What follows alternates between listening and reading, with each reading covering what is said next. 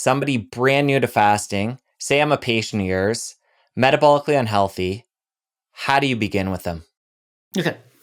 It starts by how often are you eating now? Because you're metabolically unhealthy. So obviously, I need to know what you're doing now. First question, how many meals a day do you have? And the answer is usually 3 meals a day with 2 snacks, or 2 meals and 2 snacks. What do you eat? Well, I eat a traditional breakfast, which is going to be some cereal and then some juice with it, and maybe an egg. And then I'll have a snack in the middle of the day, which is a sandwich, and I'll eat a fruit with it. And then I'll have lunch. And what do you eat for lunch? Oh, I usually go out and I go to a fast food place and I'll eat something. And then another snack in the afternoon or in the evening. What do you eat? I'll usually find out that they're eating out a lot, they're eating in restaurants. I have to take a history because that tells me how they got metabolically sick. So that's the first part of the history that I take. Then I explain to them that you are metabolically ill. And what does that really mean?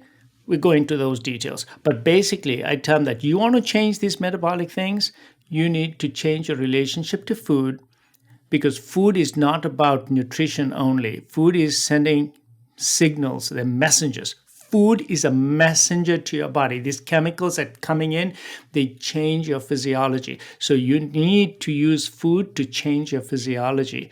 It got bad because you gave it the wrong message. You sent the wrong chemicals down into your gut, and these messenger molecules messed up your physiology. That's why you're metabolically sick. That's why your HDL is low. That is why your triglycerides are high. That's why your insulin level is high. That's why you've gained so much weight. That's why you have poor sleep. That's why you're getting joint discomfort. And that's why you're getting increasing coronary calcium. That's why you've got a fatty liver as well going on.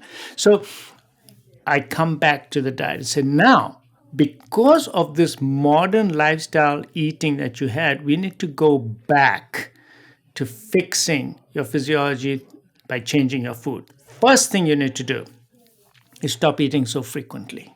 That's the first thing you need to do. Now watch, I didn't say you need to change what you eat first. I said you need to eat less frequently. That is more important. So if you eat less frequently, and you're still eating some of the food that you normally ate, let's say you eat out every evening and then you do go out for lunch in a fast food place, but now you're only having 2 meals within a 6-hour period, that is still a great start to reversing your physiology than eating 5 times a day. So eating more frequently is more deleterious than eating the wrong type of food. That's the first thing I noticed. That's the first thing, because the body is more forgiving when you eat less frequently. You see? So if I'm looking for efficacy, what am I getting? Is it the food that must change, or is it the frequency? It's the frequency. That's the most important thing. So I tell them right away, let's skip breakfast, because honestly, I don't like breakfast. Now, there's always people that are going to say, oh, breakfast is very good. But I've yet had a patient who's told me that they skipped breakfast and they ended up in the hospital. They got gallbladder disease or they had trouble. No. It is true. Patients who start skipping breakfast, there's a small percentage of patients who can get gallbladder disease. But those are patients who already were predisposed to gallbladder disease. So I've not seen it in any of my patients. So the first thing I tell them is you need to skip the breakfast. Number 2, all snacks need to go. Snacks are unnatural. You're not supposed to snack. Nature does not encourage snacking. You're not made like that. The third thing is you got to eat in a window period, 18-6. That is my favorite. So that's what I do. The next step I tell them is 18-6. You need to start eating 2 meals in a 6-hour window. And I explain how they should do that. The rest of the time, they're drinking only water or fluids that have no calories. And I do that in a metabolically sick patient. And I make them do that for about 1 month. Then after 1 month, they're getting used to this idea now.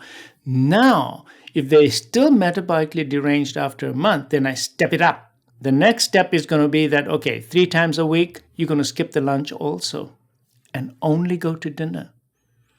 And they do that. And then I monitor them. I'm seeing how much weight loss they've had. I'm monitoring their metabolic condition.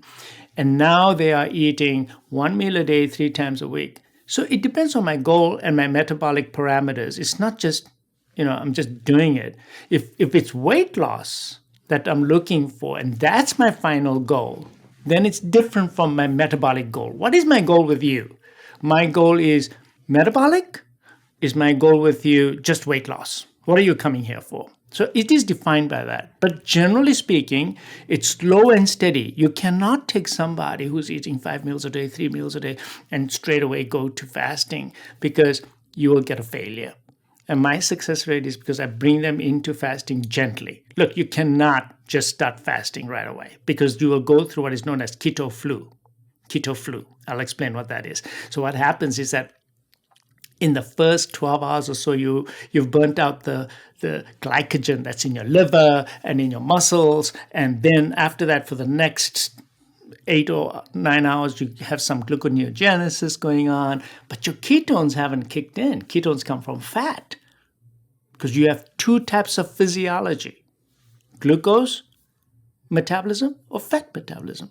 Your fat metabolism stuck because you never used it. You never used it for a long time. And you can't just turn it on like that. You got to prime the pump. So if you think that you're going to go straight into a fasting program, I'm sorry, you're going to fail. You're going to fail miserably. And you're going to feel lousy, and then you're just going to shut the book on it. And that's wrong, because you've just denied yourself something that is so valuable to your physiology. So you need to understand. So education is really important. So I do educate the patients. Say, look, you got to watch my videos. You got to read my articles that I give you in my office. You have to turn on your ketogenesis, and you do it gradually. And the only way that the ketones will come in is that free fatty acids need to be released from your fat stores. And the only way your fat stores will release fat is if your insulin level comes down.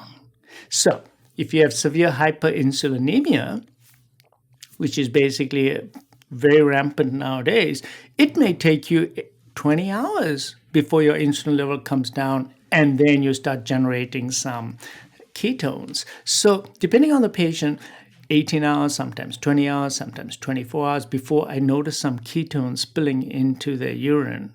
So I motivate the patient. Say, okay, you want to know how good you're doing, and you want to know whether your fat stores, especially the visceral fat, that's the fat in your liver, around your pancreas, around your pericardium, ectopic fat, the fat that's in your coronary arteries, for example. If you want to mobilize all these fats, which are the bad fats, go home and buy some keto sticks. Measure the ketones in your urine. You will know when you're making ketones. So don't be dismayed. So I make them a partner in this. Don't get dejected that you're not making ketones at 15 or 16 hours. Of course you're not. Maybe you will later on, like Dr. J. I start making ketones very early in my day. By about 15 hours, I'm already well into my ketogenesis, because I've primed my pump. So you as a patient need to understand what that means. Otherwise, you're going to just fail miserably. So as they do more and more of this, the patient notices that, my goodness, yes, I did make ketones only on my OMAD days, which is 1 meal a day. Only on those days. But on the other days, I wasn't making much ketones until about 20 hours, or actually 18 hours, right before I break my fast. So I have to educate the patients slowly, then gradually more and more fasting. And then after they've done that for another 3 weeks or so, then I say, now you are ready. Now you're ready to do a prolonged fast. That means a 3-day water fast, or a 5-day water fast, or even a 7-day water fast down the road. But by this time, they will now be able to successfully do it. So Jesse, it's not just about, okay, start fasting tomorrow. No, your body has to readjust itself. The metabolism has to change, and it has to change gradually. So the first thing is the frequency of the eating. And then, of course, we talk about what to eat, which we can talk about, of course. But, you got to stay away from all that garbage food, modern man food. You got to go back to real food. Not products. Don't eat a product. So basically, there's some degree of stunning. You got to stun the patient. Oh, wait a second, you mean I'm not eating food? No, you're not. You're not eating food. You're eating products. Now, who told you to eat pure products? And suddenly the patient turns around and says, oh my, yes, I am eating products. What is a product? A product is food that has been changed into something else. It's not the way nature presented it. Even skim milk is a product because cows don't deliver skim milk straight out, right? We make skim milk. So it's no longer a natural product. So then we talk about food. So I stun them about the food choices. And all of a sudden, by using phrases like this, that you're eating a product, I motivate my patient to look at your food and define it for me. Define it. Is this real food or am I eating a product? And if I'm eating a product, why? Who told me? Who told me this was normal to eat? And I'm training them all to understand that your body is not made to consume a product. Your body was made to to consume real food. So gradually we change their eating habits as well. If I throw too many things at one time to them, it does kind of throw them off and it makes it more difficult. But a gradual change in their shopping habits is very important. So we do a lot of education on what to eat as well. All right, we're going to come back to what to eat, but I want to stick on fasting here for a bit. And I noticed when you were easing somebody into fasting, the angle you took was dropping breakfast and then even dropping lunch. What I'm curious about is depending on the person and their metabolism, where they're at on this journey, and also depending on what their lifestyle dictates, their work, family obligations. What do you think about flipping that around and having breakfast and lunch and then skipping dinner? Great question. I knew you were going to ask me this because if you're given a choice, that's what you should do. But today's lifestyle for most people is that they come home for dinner. Like, for example, I have dinner in the evenings only with my wife because I can't have lunch with her because I'm too busy. And if I skip dinner with her, I don't think I'll make a very happy wife. So my lifestyle means that I have to eat dinner in the evening. So I try to get over by 6 o'clock because we want to get to bed. I want to get to bed. And my dinner, they has to separate by 3 hours. So depending on your lifestyle, try to have lunch. I think that lunch is the most important meal, and I'll tell you why. Because every organ has a circadian rhythm to it. And the circadian rhythm of your liver and your gut is such that they are most active in the middle of the day. So you are more likely to digest your food more easily without the detrimental hormonal derangements that we get by eating lunch. Now, so if you're going to do 18-6, you can do breakfast and lunch. You are absolutely right. And lunch is actually more beneficial. I use the example of the dinner because that's just for working people and even for me, that's what's happened. But one day I will go to lunch if I have less obligations here at work. Eventually I'll have lunch. Now you can bring lunch to work as well, but I usually work through my lunch as well. So there you go. But yeah, lunch is better. You are absolutely right. So you got to individualize. It's what suits you. So long as you do some time restricted feeding. That's what it's called, right? Time restricted eating, time restricted feeding. That is now a conscious part of what you need to do. It was previously done unconsciously because food was never available all the time. We didn't have all the conveniences. We didn't have refrigeration. We didn't have the convenience of food all the time. So it was there all the time. You always were supposed to do time-restricted feeding. That's how you evolved. You made a kill. You ate it now, and then you eat it again before it gets bad, and you were done. And then maybe you're not going to eat again for another day or so before you make another kill. But it was in that time. By the way, let me talk about time. Look. How many generations do you think have gone by for Homo sapiens? We would say total is probably anywhere between 15,000 generations. How many generations have we had in the agricultural revolution? And the answer is probably about 500 generations we've spent in the agricultural revolution. How many generations have we spent in the industrial revolution eating this way now, in the modern life? And it's very little. It's less than 50 generations. So for the most of our existence, our genetics is used to eating in a totally different way. And now it's totally different. How can you adapt? That is why I always talk about this, that look, if you want to continue eating this way and eating the type of food also this way and the frequency of eating, you will eventually adapt 10,000 years from now. Then you'll adapt to it. It'll be too late for us. In the meantime, it's going to be very, very difficult. And look what's happening. We have an epidemic, as you know, of chronic diseases. We're spending more money on chronic diseases, which are all self-inflicted wounds. Exactly what they are. Self-inflicted wounds. And we need to wake up to this. So I sit down with the patients, we have this conversation, and it does shake them up quite a bit to understand that these are self-inflicted wounds. Yeah.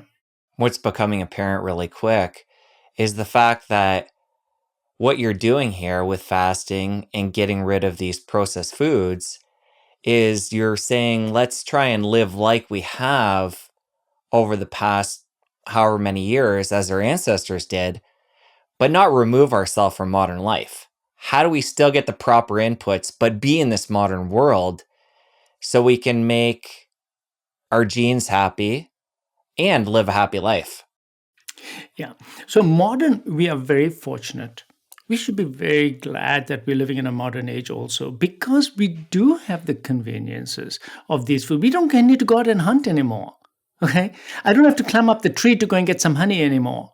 And I don't have to make a kill and then walk all the way back for 4 hours after my meal back to my home. So modern man has given us everything. We've taken it for granted. I can go out today and source my food right. I'm not telling you to go out and hunt. Make the right choices in your foods. So go out. Don't go to the supermarket once a week. Go there every day. Buy fresh food, fresh fish, chicken, turkey, fresh eggs, buy in small quantities. Look, get rid of convenience, because conveniently you will die. Conveniently you'll get sick. So modern man, I have a car. I can jump in my car and go to the supermarket.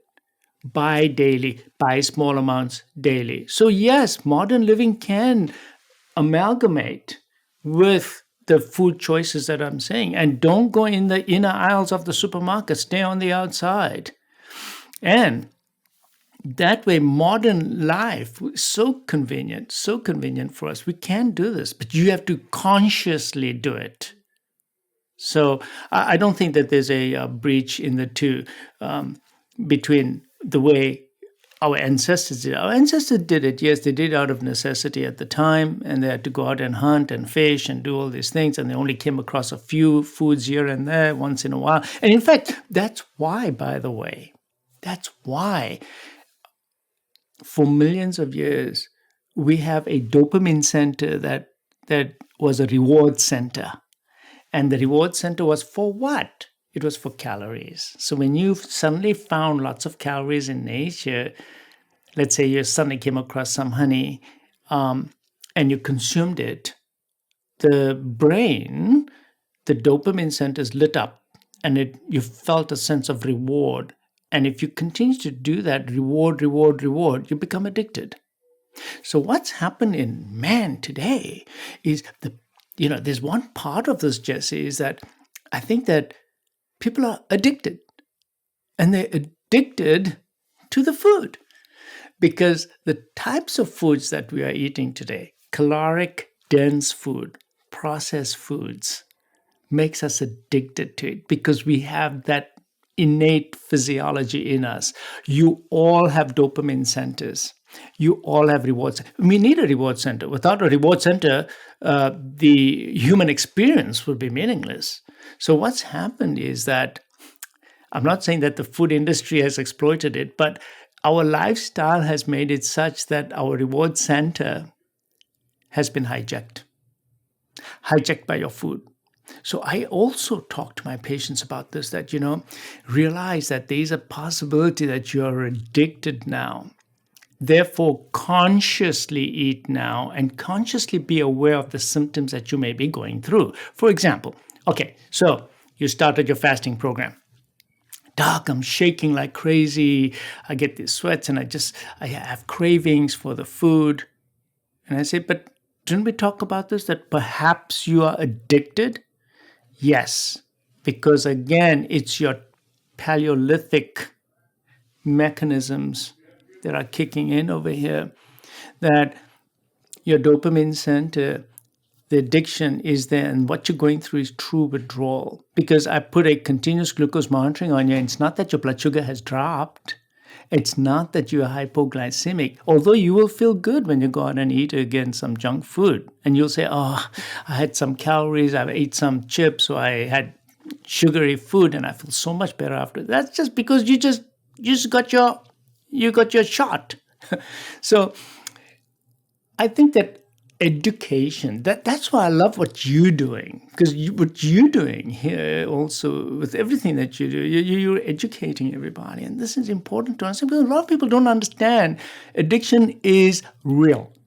It does happen. And it's the same dopamine center, by the way, for heroin or for gambling and other centers, and even smoking and nicotine and sugar. All of them share the same dopamine pathway. And that's a slippery slope, because you can fall easily, if you're addicted to one, into another and into another. So I teach them all this, that listen, this could be addiction, and the way to overcome this addiction is become consciously aware of it. And just like my alcoholic patients, I'll put them in the hospital for 3 days. And after 3 days, the cravings do go away, as long as they don't take alcohol again. The same way your cravings will go away. It's not going to be the end of the world. You're not going to die. Yes, you're going to feel terrible for maybe a day or two, and you may get some shakes here and there, but eventually your addiction will go away. It'll only take maximum a week, but your addictions will go away. You got to give patients encouragement. Patients need to know that. Look, nothing comes for free. You are going to go through some hard times. That is why fasting is not to be done only on your own. You need a group of people around you, maybe a spouse, maybe a brother, sister, somebody, a friend, that is going to help you do the fasting. Because you need somebody to support you in the right way. Of course, some people can support you in the wrong way and encourage you to start eating again, but no. That is why when you're making these changes, it's nice to have somebody. And the trouble today with the medical profession is that we don't have the support system for this type of stuff. I mean, imagine you came to see me and you said, okay, doc, I've got sleep apnea, hypertension, diabetes, and I want to do all this stuff. And I said to you, okay, you're going to do it. And you go through all this, and you want to walk into my office and come see me in 48 hours again as a patient. Your insurance company will be crying out aloud. That's the problem. The system is wrong. Whereas you should be able to call me up. So that's why I have a clinic now. So you can at least call up, speak to somebody, get some help, understand what's going on, and given the encouragement to say, no, that's perfectly normal. That's perfectly, I understand what happened to you. Don't worry, you're going to be okay. Take a face cloth, put it on your head. Take some nice deep breathing. Go drink lots of water right now. Take some MCT oil. Take some electrolytes in your water. And lie down for a few minutes. And after 15, 20 minutes, you're going to feel a lot better. It will go away. This will pass. Hunger, this will also pass. Your ghrelin level will fall after 1 hour. Ghrelin is the hormone that makes you feel hungry. It never stays up forever and ever. Otherwise, you die. After 1 hour, the ghrelin levels come down. The hunger's gone. So, oh my God, what happened to my hunger? Well, it doesn't stay forever. Nobody starts getting hungry at 1 o'clock, and by the time 6 o'clock comes, they're going to eat an elephant. No, it's not going to happen like that. Your hunger's gone by 3 o'clock. So we got to teach people about these things. That look, hunger will come, it'll go. Withdrawal symptoms will come, they will go. And as time goes on, it will get better. Now, you need to be smart. You need to know that if you're diabetic, you might want to do continuous glucose monitoring. But education in a diabetic patient means if you're taking insulin, you need to stop it when you're fasting, especially when you're doing prolonged fasts. If you're taking diabetes medicines, you need to stop it because your glucose levels may plummet. But if you're not a diabetic, you don't even need to do continuous glucose monitoring because your sugar levels will never become hypoglycemic. They may go down to 60, but you do not become hypoglycemic and then start getting seizures or something like that unless you continue to take insulin. Insulin will drop your sugar levels, but fasting will bring it down to normal, bring it down to 70, 65, but never into the 50 or 40 range. So a lot of education for the patients is needed when they're doing all this. If you enjoyed that clip, you're going to want to head over here and catch the full episode. I'll see you over there. The king of all hormesis is fasting. Doing time-restricted feeding on a daily basis should become part of your life. Stop snacking. It's unnatural. You should only have 2 meals a day in a 6-hour interval.